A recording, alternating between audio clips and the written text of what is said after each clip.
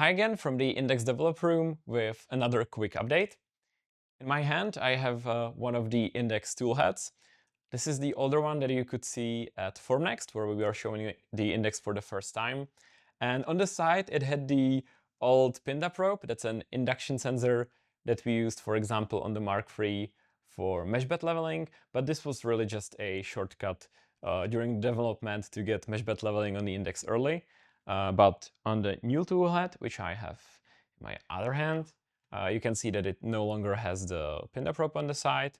And instead, right above the induction coil, there's this black metal part, and that's the load cell sensor. So as the name suggests, it can sense load.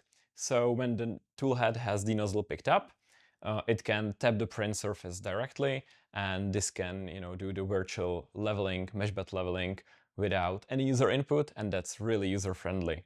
The load cell sensor can be used for also all sorts of other automatic calibrations, but that's for the future updates. Right now, it's just really, really handy for the automatic mesh bed leveling.